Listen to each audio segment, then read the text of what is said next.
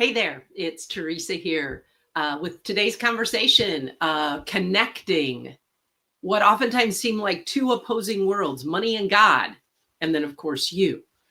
So these are conversations that I began here on Facebook. Oh, this is like, I think, episode 8, I think. So 8 weeks ago, in an opportunity to share with you some contemplation, reflection, some thoughts I'm having and applying in my life as part of me developing a new body of work, and specifically a message or big idea that I'm going to be sharing live stream from the Gary Marshall Theater in August. And the subject or the title of that talk is that we, you and me, need a new or different creation story for us to be able to create a new financial story. So these conversations are about just sharing new ideas, thoughts, kind of like trial balloons or insights I'm getting as I'm living into that message.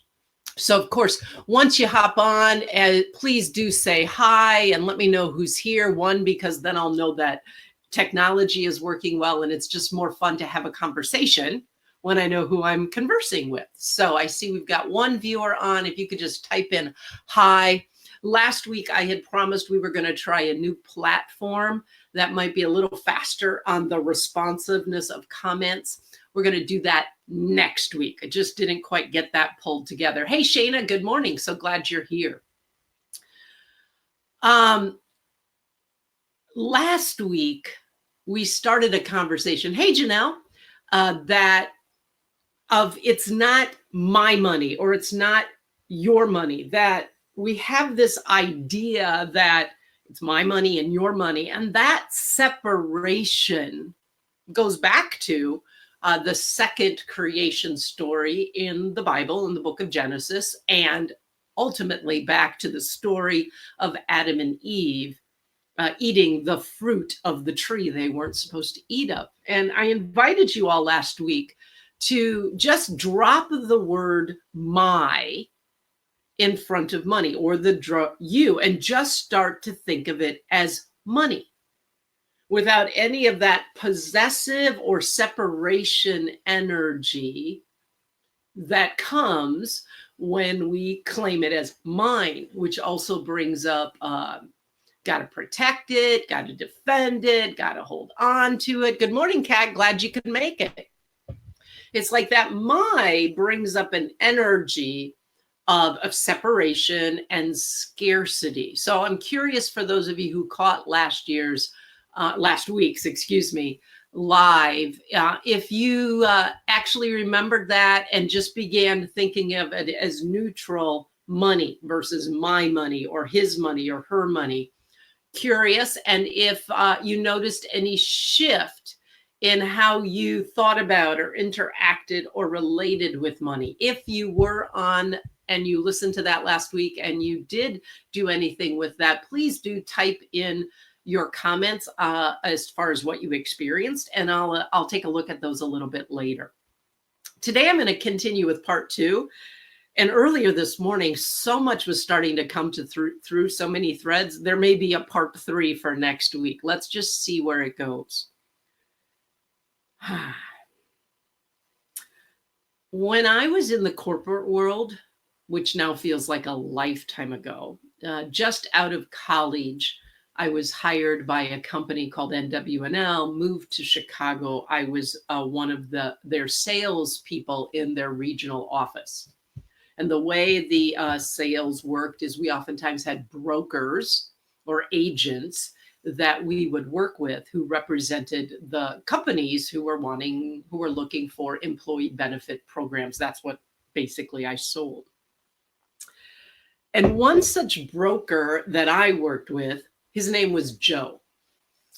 And Joe was also an avid golfer. And I had never golfed until I joined NWNL. And then it was like, you will start golfing. And so I remember Joe was also, I wouldn't call him elderly, but he was probably in his 60s.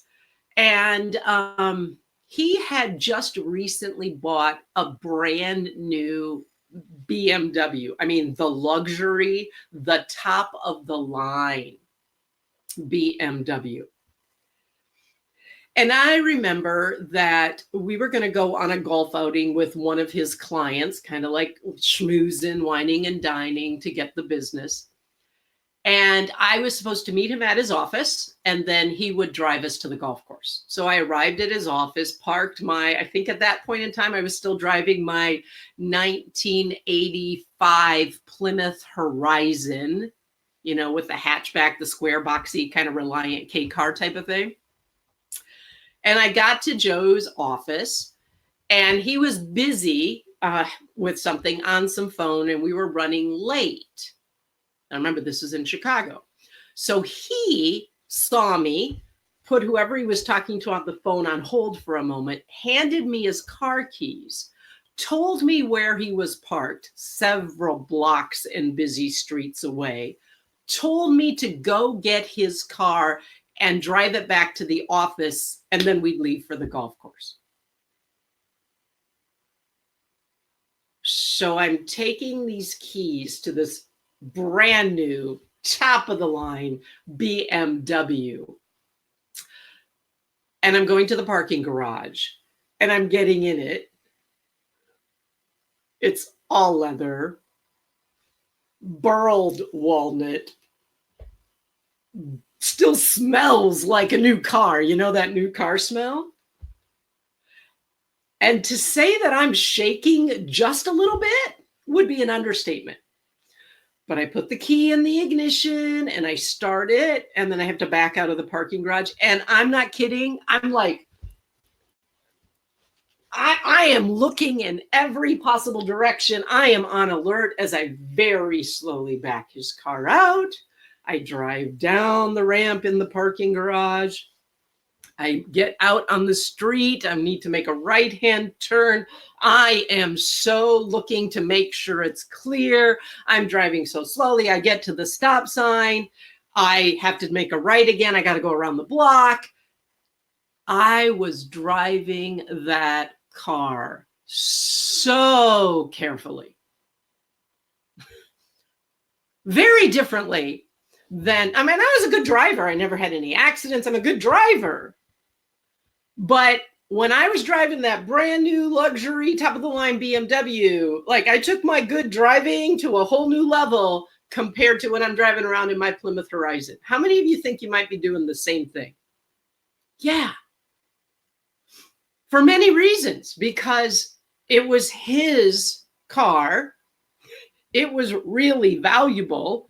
I wanted to take care of it for him. I wanted to, arrive safely. Stick with that story because it's connected to where I'm going here. I can also think of times when I was in Chicago. These are both Chicago stories. When one of my friends, I'm going to change her name because I haven't got permission. I'm going to call her Sally. Sally was sick. She was sick.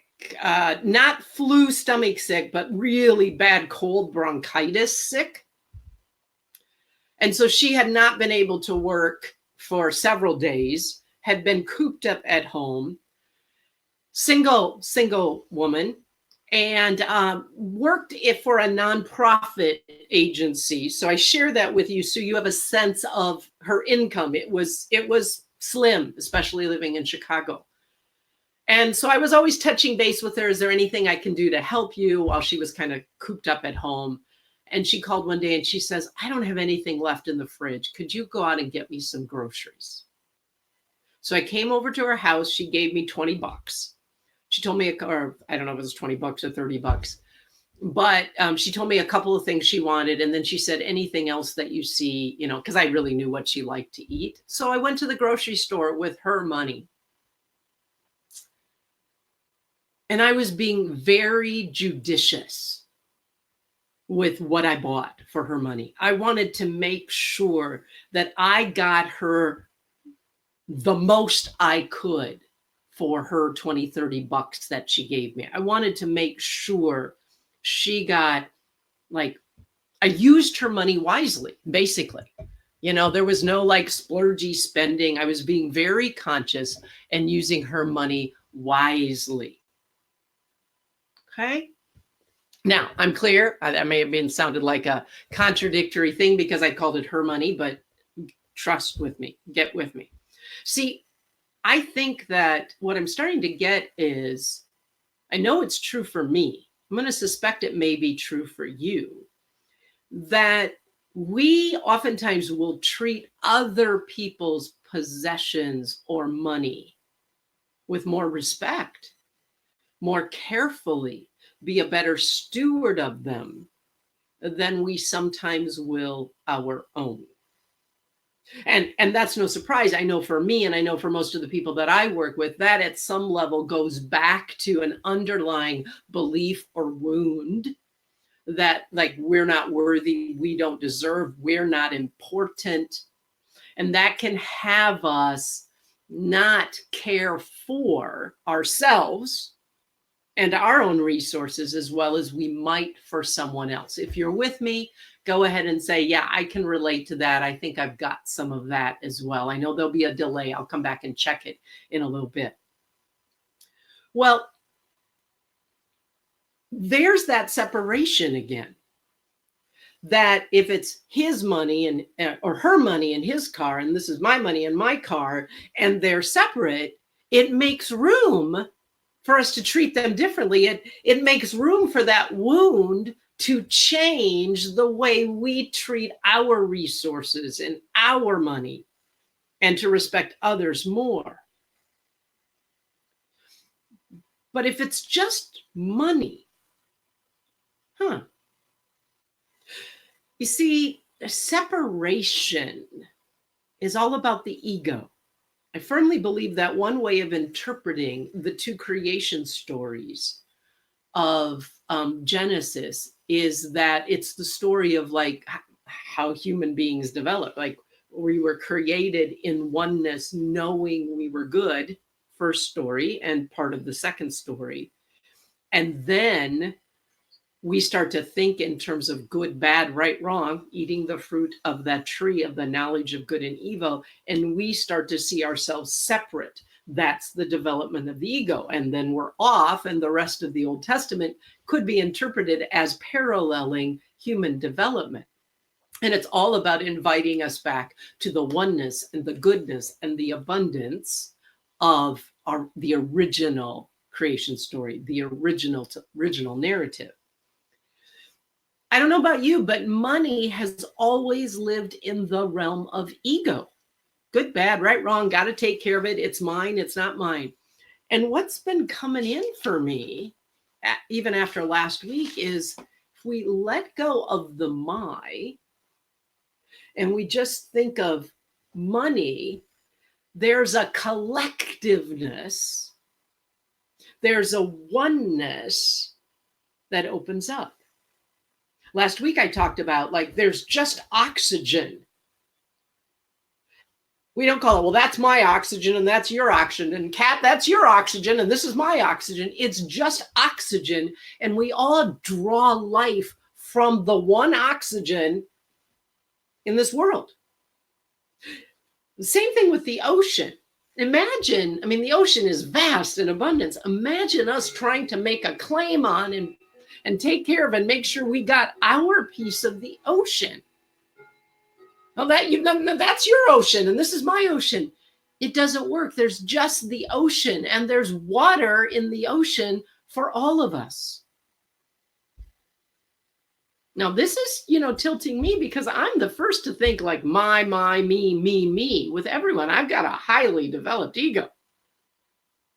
But just what if that's what sets up the scarcity, the unnecessary scarcity? What if that's what sets up the struggle? Is that belief in separation instead of collective oneness? The first creation story before Adam and Eve's fall, both of them, chapter 1 and chapter 2, invites us. We are part of creation, and it invites us to participate in the ongoing creation, which is of the world, of the universe. It's not like it stopped on day 7. Everything that in the first story in Genesis, everything was given the ability to create, be fruitful, and multiply. But it wasn't about being fruitful and multiplied for itself. It was for the whole of creation. There's a collective energy. There's a collaborative. There's a oneness. We're part of the totality of creation. And there are resources available to us as part of the totality of creation for us to use to give us life, but also to share and continue to be creative for all. There's a precedent for this. Instead of thinking of it as my and yours and me, especially around money. Before there was money, there was more of a collaborative, supportive, community-based way of responding to life. You had farmers who would grow crops that fed their family, but that they would also share with the blacksmith. And the blacksmith had this skill and talent that he would shoe the horses and the cows and all of that the farmers used. And then the farmer would also provide food to the doctor, and the doctor had skills and talents that could help the farmer's sick kid when they got sick.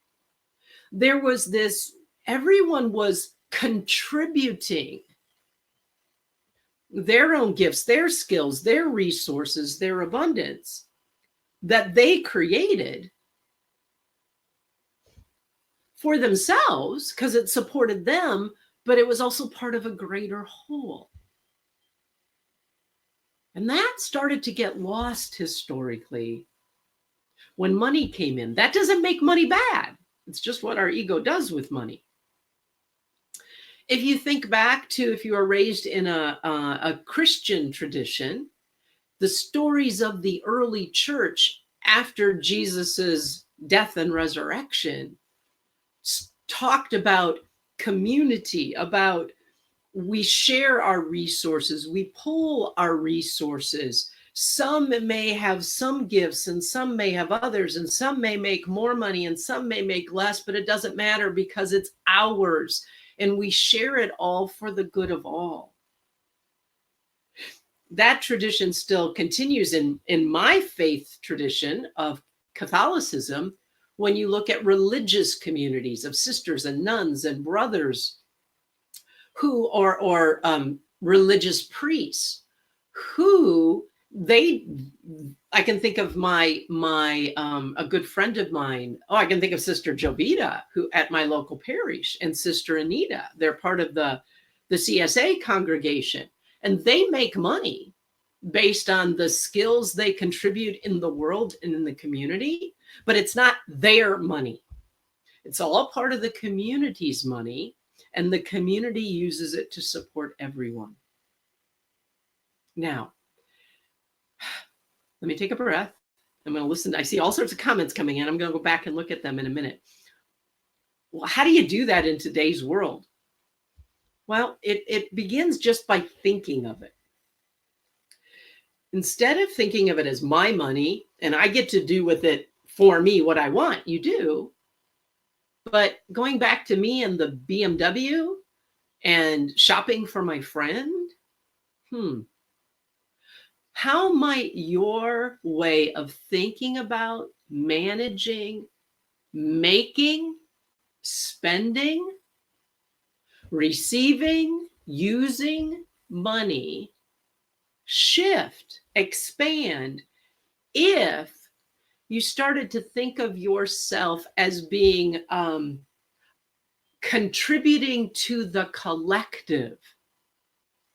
That Kat, I know you well. So you have a business, and that business allows you to bring in money to support your family and you. But what if you started to think of, but my business is also here to support the whole of creation, of everyone, that my ability to make money is to bless me, but also to allow me to bless others, that it's not my money for me, that I'm just part of contributing to the collective whole, that I'm part of the ongoing creation of using the gifts and talents that I have to be fruitful and multiply and add to creation and bless creation. And I'm part of that creation. What if money's just a resource like oxygen that's available to us all, but to some of us to a greater degree because of our life path, because of our journey, because of where we live, because of our talents, because of our skills. And yet our making money goes beyond making it for us. It's to use it well to serve us and to serve others. I don't know. Lots of things are popping. But I just wonder how and if, I'm going to be trying it on too, this recognizing that what I do with my money impacts more than me and is about more than me, yet includes me.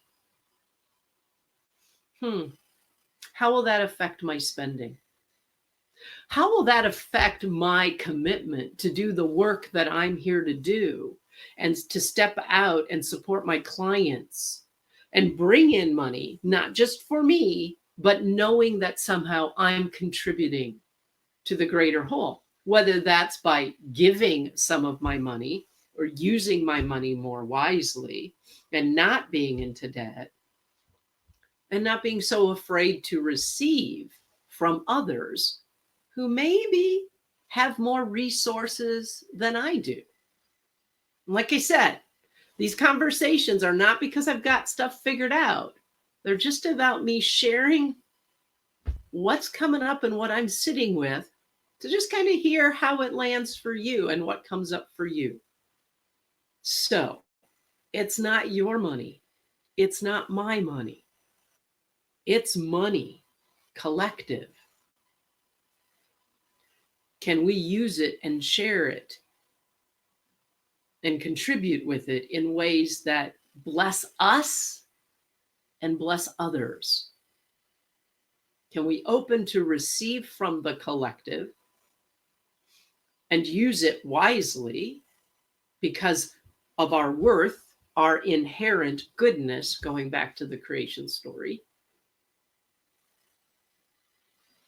Can we respect it all as the gift it is for all? Those are my thoughts. Just kind of free form. There's one coming up today. Let me go in and grab a cup of my tea and start to read your comments, and that gives you time to add some more comments. So let's see. I've got good mornings here. Janelle said she remembered to drop my from the word money a few times this past week and noticed less stress. Cool. Yeah. Shayna had, this is a great one too. Another place to go with this. My observation from last week was that if I think of it as I'm going to try and do something fancy here. Can I do this? Okay. Experimental technology. Can I see it? Oh, look at that. There's Shayna's comment. How cool is that? Let's see. Shayna said, my observation from last week was that if I think of it as the universe's money or God's money, I feel a much greater sense of responsibility to care for it. Exactly. Thank you, Shayna. That's exactly what I was going with today. We're getting some of the same memos. That's cool. Okay. How do I not hide your share now? Okay, cool. I think I did it right. I'm learning new technology. No, it's still there. Okay, I got to hide your share now. One moment, please. How do I stop it? Okay, I don't know how to hide it. Let me try. See, this is what happens when you try technology. Hide current comment. I did it. Okay, cool.